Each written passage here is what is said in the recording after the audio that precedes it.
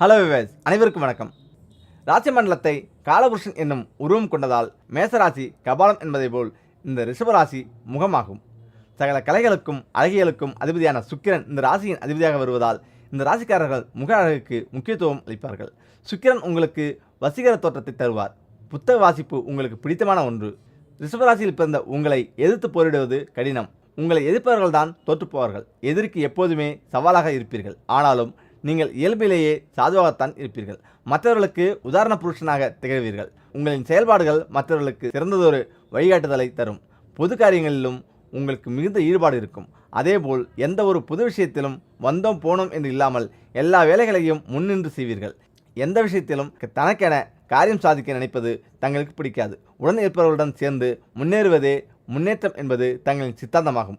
ராசிக்கு 2ஆம் இடமான வாக்குஸ்தானத்தில் புதன் வருகிறார். ஆகவே எதையும் சூட்சமமாக புரிய வைப்பதில் சமத்தர் நீங்கள். உங்களின் எண்ணத்தை முகக்குறிப்பிலேயே எதிரில் உள்ளவர்களுக்கு உணர்த்திவிடுவீர்கள். அதேபோன்று மற்றவர்களை கணிப்பதிலும் நீங்கள் கில்லாடி. பால்யகால நண்பர்கள் உங்கள் தொழிலிலும் வாழ்விலும் கூட்டாக பயணிக்க வாய்ப்புண்டு. அவ்வப்போது பழைய விஷயங்களை அசைப்படுவது உங்களுக்கு பிடிக்கும். இதில் உங்கள் ராசிக்கு 3வது ஸ்தானமான முயற்சி ஸ்தானத்துக்கு அதிபதி சந்திரன் என்பதால் முயற்சி திருவினையாக்கும் என்றபடி முயற்சி செய்து முடித்து காட்டுவீர்கள். சகோதரர்களிடம் அதிகம் அக்கறை காட்டுவீர்கள். எல்லோருக்குமே பெற்ற அன்னையிடம் பாசம் உண்டு. ஆனால் நீங்களோ அதையும் தாண்டி அவரிடத்தில் பெரும் பக்தி கொண்டிருப்பீர்கள். அவருக்கு ஒன்று என்றால் துடித்து போய்விடுவீர்கள். தாயாஸ்தானத்தை குறிக்கும் சிம்மராசிக்கு சூரியன் அதிபதியாக இருப்பதால் உலகத்துக்கே ஒளி தரும் சூரியனை போல் உற்றார் உறவினர் எல்லோரையும் நேசிப்பீர்கள்.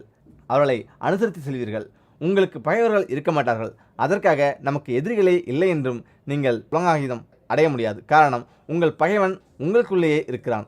ஆமாம், உங்களை பொறுத்தவரை உங்களுக்கு நீங்கள் தான் எதிரி. உங்கள் பேச்சு செயல் அனைத்துக்கும் நீங்களே எதிர்பாராதபடி ஒரு பக்க விளைவு ஏற்படும். ஆகவே பேசும்போதும் செயல்படும் போதும் கனிவும் அதீத கவனமும் தேவை. உங்கள் ராசிக்கு 3ஆம் இடமான கடகத்தில் குரு உச்சம் பெற்றிருக்கும் போது நீங்கள் பிறந்திருந்ததால் திரைத்துறையில் சாதனை படைப்பீர்கள். இயற்கையான சூழலில் நன்றாக உறங்குவீர்கள். உங்களின் வாழ்க்கை துணைவர் உங்களை விட வேகமாக இருப்பார்.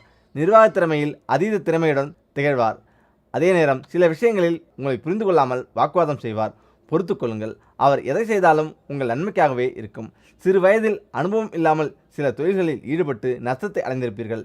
எனினும் அதன் மூலம் கிடைத்த அனுபவம் இனி உங்களுக்கு உதவியாக இருக்கும். 40 வயதுக்கு மேல் வாழ்வில் எதிர்பாராத திருப்பங்கள் நிகழும் பெரிய கோடீஸ்வர யோகம் வருகிறது. ரிஷபம் என்பது நந்திகேஸ்வரரை குறிப்பதால் பிரதோஷ காலத்தில் நந்தி தேவரின் 2 கொம்புகளுக்கு இடையில் ஈசனை தரிசித்து வழிபடுவது விசேஷம். இதனால் உங்கள் வாழ்க்கையும் வளம் பெறும். நந்தியம்பெருமானுக்கு திருமணம் செய்து வைத்த திருவையாறு திருத்தலத்துக்கு ஒருமுறை சென்று அருள்மிகு ஐயாரப்பரையும் அறம்பலத்த நாயகியையும் தரிசனம் செய்து வழிபட்டு வாருங்கள். உங்கள் வாழ்க்கையில் சகல இன்னல்களும் நீங்கும். இனிவையாவும் நடந்தேறும். அதேபோன்று தொழிலில் பின்னடைவு, குடும்பத்தில் பிரச்சினை, வேலையில் சச்சரவு என்று மனதுக்கு வருத்தம் ஏற்படும் சூழலில் பசுவுக்கு அகத்துக்கீரை வாழைப்பழம் கொடுங்கள். பிரச்சனைகள் மெல்ல மெல்ல விலகும். புராணங்களில் பசு வழிபட்ட திருத்தலங்கள் குறித்த தகவல் ஏராளம் உண்டு. அந்த தலங்களுக்கு சென்று தரிசிப்பதாலும் நல்ல பலன்கள் கைகூடும். உங்கள் ராசிக்கு காதல் கல்யாணத்தில் முடியுமா? காதல் காமத்திலே கரையுமா? உங்கள் ராசியை வச்சு உங்கள் காதல் அந்தரங்கத்தை தெரிந்து கொள்ளலாம். ஆம், ரிஷபராசிக்காரர்கள் காதலில் கைதேர்ந்தவர்களாக இருப்பார். இவர்கள் தங்கள் விரும்பும் ஒருவரை எளிதாக கவர்ந்து அவரை காதலில் விளைவிப்பதில் கில்லாடி. இவர்கள் காதல் உண்மையானதாகவும் தூய்மையானதாகவும் இருக்கும். தாம்பத்தியத்தில் அதிக ஆர்வம் கொண்டவராக இருப்பார். இதில் உங்கள் காதல் வாழ்க்கை பற்றி உங்கள் ராசி என்ன சொல்லுது? காதலில் ஒரு சூழலை ஒருவர் ரொமான்டிக்காக மாற்றுவார். மற்றொருவர் அதையே சண்டை சித்தருடன் முடிப்பார். இதற்கெல்லாம் காரணம் அவரவர் மனப்பான்மையும் குணரசியங்களும். ஒருவரது ராசியை வைத்து அவர் எப்படிப்பட்டவர், அவர் குணரசியங்கள் என்னென்ன என்று கூற முடியும். இது ரிஷபராசியில் உங்கள் ராசிக்கு எளிதில் பிரிந்துவிட முயலாத அல்லது முனையாத நீங்கள் பிரிவை சந்திப்பது கடினம்தான். ஒருவேளை பிரிந்துவிட்டால் உங்கள் பாதையில் சாந்தமாக சென்று விடுவீர்கள். உங்கள் வேலையில் கவனம் செலுத்த ஆரம்பித்து விடுவீர்கள். சில ராசிக்காரர்களுக்கு சட்டென காதலை அமைந்தாலும் பட்டென பறந்து செல்வது வாடிக்கையாக இருக்கும். அவர்களை பொறுத்தவரை எவ்வளோ அடி வாங்கினாலும் நல்ல உறவை தேடி காதலிக்க வேண்டும் என்பதற்காக எத்தனை முறை காதலில் தோல்வியடைந்தாலும் திரும்ப திரும்ப காதலிப்பதை வாடிக்கையாக வைத்திருப்பார்கள். ரிஷபராசியில் வாழ்க்கையில் மனச்சிக்கலை எதிர்கொள்ளும் அவர்கள் ரிலேஷன்ஷிப் தங்களால் முடிந்ததை கொடுக்க வேண்டும் என விரும்புகிறார்கள். ஆனால் உங்களின் பார்ட்னர் நீங்கள் கொடுக்க விரும்புவதை விட அதிகம் எதிர்பார்ப்பதால் ஏற்படும் சிக்கலால் காதல் உறவு நீடிப்பதில்லை.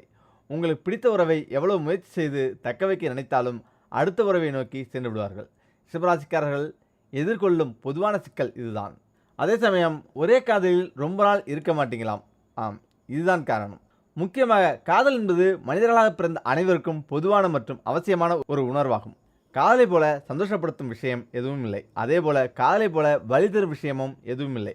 காதல் நமக்கு எப்படிப்பட்ட உணர்வை தருகிறது என்பதும் நாம் யாரை காதலிக்கிறோம் என்பதை பொறுத்துதான் இருக்கிறது.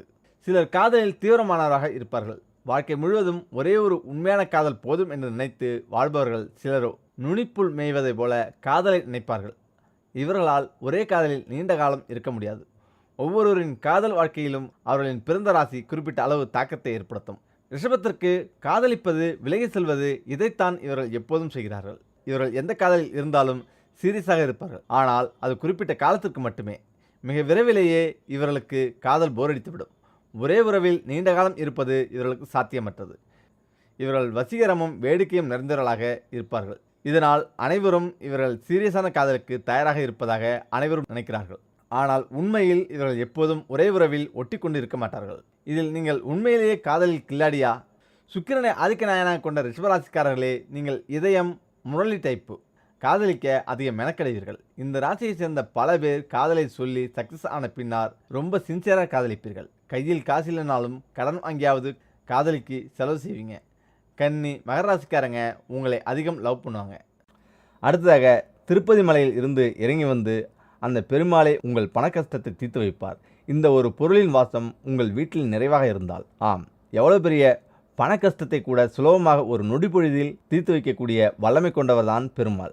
அவருடைய கடைக்கண் பார்வை நம் மீது விழுந்து விட்டால் போதும், பொன்பொருள், சொத்து, சுகம் அனைத்தும் நம்மை தேடி வந்துவிடும். எந்த ரூபத்தில் அதிர்ஷ்ட காத்து நமக்கு வீசுது என்று நமக்கே தெரியாது. ஆனால் வறுமை பின்வாசல் பக்கம் சென்று இருக்கும். மகாலட்சுமி முன்வாசல் பக்கமாக வீட்டிற்கு வந்து கொண்டே இருப்பாள். அந்த பெருமாளின் ஆசீர்வாதத்தை வாங்க தினம் தினம் நாம் பெருமாள் வழிபாட்டை எப்படி மேற்கொள்ள வேண்டும்? பெருமாள் வழிபாட்டில் அதிகப்படியாக முக்கியத்துவம் கொடுக்கக்கூடிய பொருள் என்றால் அது பச்சை கற்பூரம். பெருமாள் கோயிலில் பெருமாளுக்காக செய்யக்கூடிய பிரசாதத்திலிருந்து அவருக்கு வைக்கக்கூடிய தீர்த்தம் வரை பச்சை கற்பூரமானது சேர்க்கப்படும். ஒருவருடைய வீட்டில் பச்சை கற்பூரம் எந்த அளவிற்கு புழக்கத்தில் இருக்கிறதோ அந்த வீட்டில் அந்த பச்சை கற்பூரத்தின் வாசத்திற்காகவே பெருமாள் விரும்பி வாசம் செய்வார். பச்சை கற்பூரத்தின் வாசம் நிறைந்திருக்கும் வீட்டில் பண கஷ்டம் இருக்காது. பச்சை கற்பூரத்தை வாங்குவதற்கு நீங்கள் எவ்வளவு பணம் செலவு செய்கிறீர்களோ அந்த அளவிற்கு கோடிக்கணக்கான அளவு பல மடங்கு நிறைந்து இந்த வருமானம் அதிகரிக்கும். இந்த பச்சை கற்பூரத்தை வீட்டில் எப்படியெல்லாம் பயன்படுத்தலாம்?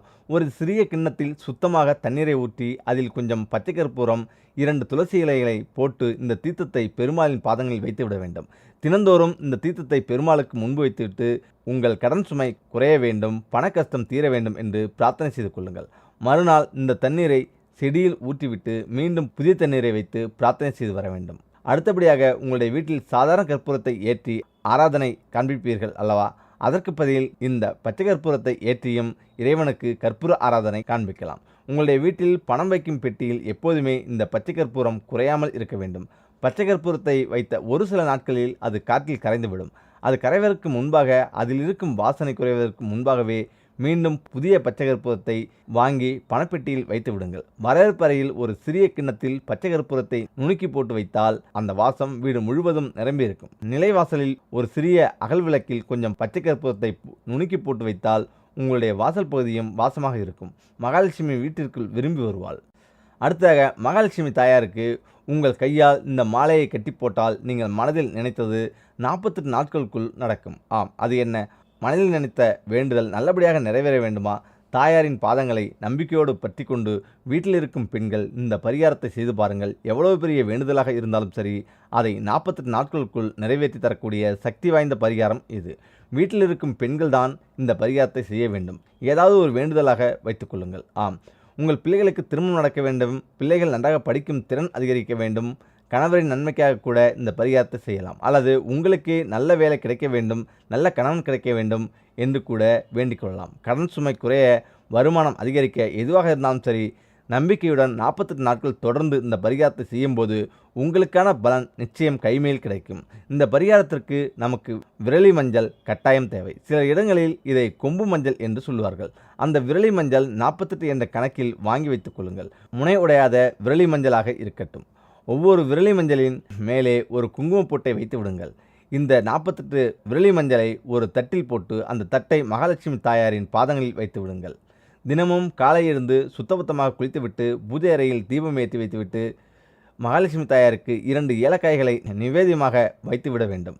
எடுத்து வைத்திருக்கும் 48 விரலி மஞ்சளில் இருந்து ஒவ்வொன்றாக எடுத்து தாயாருக்கு அர்ச்சனை செய்ய வேண்டும். குங்கும அர்ச்சனை செய்வோம் அல்லவா, அதேபோல ஒவ்வொரு விரலி மஞ்சளாக எடுத்து தாயாரின் பாதங்களில் வைத்து விடுங்கள். ஒவ்வொரு முறை இந்த மஞ்சளை எடுத்து தாயார் பாதத்தில் வைக்கும்போது உங்களுடைய வேண்டுதலை மனதார ஒரு முறை சொல்ல வேண்டும். வேண்டுதலை ஒரு வரியில் சொல்லுங்கள்.